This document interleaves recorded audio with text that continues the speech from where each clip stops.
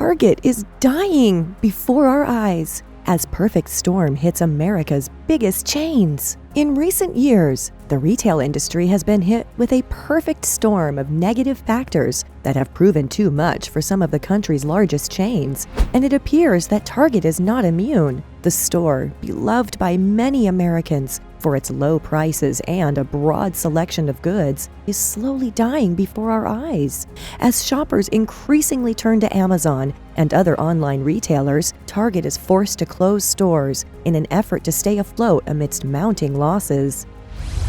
Due to its inability to compete with other stores, Target may soon go out of business. Target has seen a decline in sales and market share loss to competitors like Amazon and Walmart over the last several years. Target has also poured resources into expanding its online presence, although this has not resulted in higher revenue growth as of yet. Target's stock price has dropped by nearly 50% in the last year, and Moody's has downgraded the company's debt to junk status. Target may have to shut down if things don't improve soon. After almost 2 years of skyrocketing earnings and record sales growth, Target recently had a horrible quarter, demonstrating how rapidly things can shift in the retail industry. Several people felt that Target benefited from the epidemic since it attracted new consumers who otherwise wouldn't have shopped there because of its convenient curbside pickup and home delivery options. Target's second fiscal quarter was much worse than the first when earnings dropped by 40%. As compared to the previous year, profits dropped by 90%.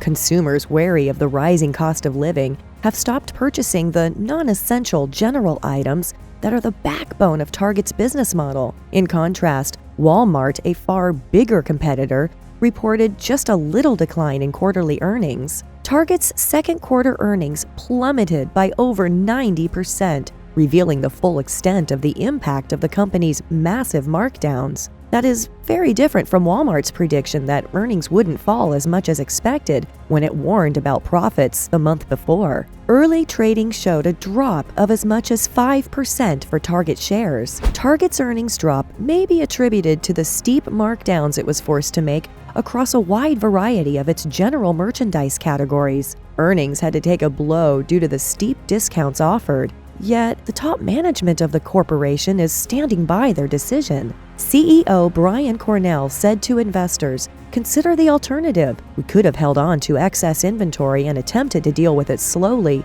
over multiple quarters or even years. While that might have reduced the near-term financial impact, it would have held back our business over time. The vast majority of the financial impact of these inventory actions is now behind us." He believes that by the end of the year, operational margin rates will have increased significantly. Several industry experts believe that Target made the correct decision by absorbing the loss. Others have claimed that management was not to blame for failing to anticipate the quick change in customer purchasing patterns. Bobby Griffin, retail analyst at Raymond James, said, "All last year the supply chain was very tight. Stores were out of stock of many items. They were ordering for a level of demand that was very reasonable. Then there was a very fast change in consumer behavior." Griffin argued that consumers' discretionary spending had migrated from products to experiences such as travel. Some experts have pointed the finger at Target's upper management, saying that they bear some responsibility for stocking too much of the wrong inventory. Eric Schiffer, a chief investment officer of Los Angeles-based private equity company, the Patriarch Organization, said, "My sense is that this problem at Target was 70% about consumer behavior and 30% miscalculation related to inventory." Why is Target doing way worse than Walmart? One possible reason is that in 2021, food accounted for over half of Walmart's revenues, whereas it accounted for just 20% of Target's. It makes Target more vulnerable to the trend of consumers cutting down on non-essential purchases like food, gas, and entertainment systems in favor of meeting their basic needs. The fact that the corporation had already stocked up on these types of products in anticipation of continued high demand throughout the epidemic didn't help matters. To clear out its shops and make room in its warehouses, Target heavily reduced its surplus stock of kitchen appliances, patio furniture, and bicycles. It was the correct plan, but it came at a high cost to revenue. Financial results for the 3 months ending July 30 were disappointing, with net profits of only $183 million compared to $1.8 billion in the same time a year ago. Despite same-store sales growth of 2.6%, the operating margin dropped from 9.8% to 1.2%. What happened to Target over the years? Target's sales increased significantly over the duration of the epidemic as customers stocked up on food and other necessities. Since more customers choose to remain inside and purchase online, it saw a rise in its digital sales as well. All of the expenditure was increased by stimulus money. Comparable sales at Target rose 19.3% in fiscal 2020, which ended in January 2021, and 12.7% in fiscal 2021. Nevertheless, its comparable sales grew at a slower annual pace of 2.2% in fiscal 2022. The combination of inflationary challenges on consumer spending, together with challenging year-over-year comparisons to its pandemic and stimulus-induced growth in fiscal 2021, led to this downturn. Target's inventory levels rose as a result of weaker demand and supply chain issues that delayed the retailer's ability to replenish its shelves. The massive retailer sought to utilize markdowns to get rid of the stock, but the combination of steep discounts and higher shipping costs hurt profits. While inventories at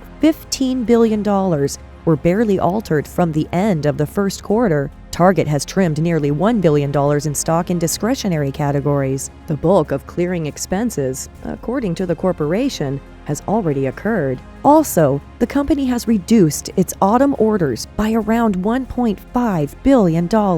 Therefore, there is minimal tolerance for error in keeping the annual projection. If the current uptick in purchasing tendencies proves to be temporary, Target might see discretionary spending drop again. Margins might be affected by the transition from selling luxury goods to selling necessities, since food and beverage products are less lucrative than apparel and home goods. Since November 2021, when it peaked, the Target stock price has dropped by almost 40% in 2023 so far. Although this may seem harsh, in order to regain the trust of its investors, Target must show that it has overcome the stock issues that plagued it during the quarter. Even after 2 profit warnings in as many months, the company still has to hit its own set targets. Notwithstanding the negative news, Target is still planning on growing its annual sales in the low to mid-single digits and maintaining an operating margin of about 6% by the end of the year. What would happen if Target went out of business?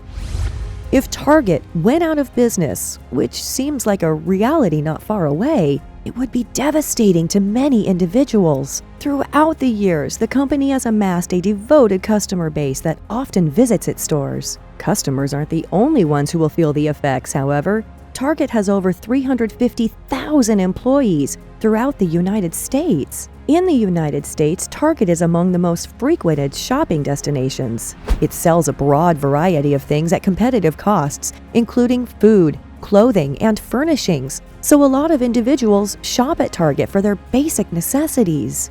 There would be a significant void in the retail industry if Target went out of business. As Walmart is currently the biggest food store chain in the nation, it seems probable that it would rise to the top and become the dominating retailer. Even while some competitors would gain from Target's downfall, none of them could take their position totally. Several other companies would feel the effects of Target's demise, even if they weren't directly involved. Manufacturers whose wares are now sold at Target stores, for instance, would need to find other distribution channels. It's possible that this may result in layoffs at Target and across the company's supply chain. For consumers, workers, and competitors alike, Target's demise would be terrible news. Do you think Target will go out of business? Or will it come out of its predicament and thrive once again as it did in the pre-pandemic era? Thanks for watching this video. I really hope you enjoyed it. Additionally, if you're new to this channel,